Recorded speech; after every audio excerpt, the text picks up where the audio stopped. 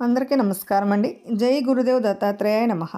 విష్ణు సహస్రనామాలలో 54వ నామమైన ఓం స్థవిరాయ నమః అనే మంత్రానికి అర్థాన్ని విందాం. వినే ముందర మా ఛానల్ని సబ్స్క్రైబ్ చేసుకోండి. పురాతనుడు, స్థిరముగా ఎల్లప్పుడూ ఉండువాడైన పరమాత్మకు నా నమస్కారము అని దీని యొక్క అర్థం అన్నమాట. లోకములో కొన్ని వస్తువులు ఇతర వస్తువులకు మూల కారణములుగా ఉన్నప్పటికీ కొంతకాలానికి ఆ కారణములైన వస్తువులు మారిపోతుంటాయి.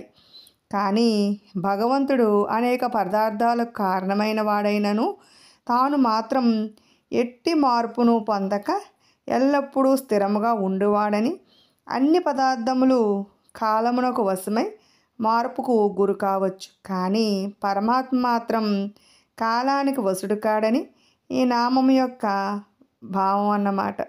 అంటే భగవంతుడు ఎల్లప్పుడూ స్థిరముగా ఉండువాడని దీని యొక్క అర్థం అన్నమాట. అంటే ఈ ప్రపంచంలో, ఈ సృష్టిలో ఉన్న ప్రతి వస్తువు మార్పుకు లోనవుతూ ఉంటుంది, కానీ ఆ భగవంతుడు మాత్రం ఎల్లప్పుడూ స్థిరముగా ఉంటాడని ఈ నామం యొక్క భావం అన్నమాట. విన్నారు కదండి. ఇటువంటి మరెన్నో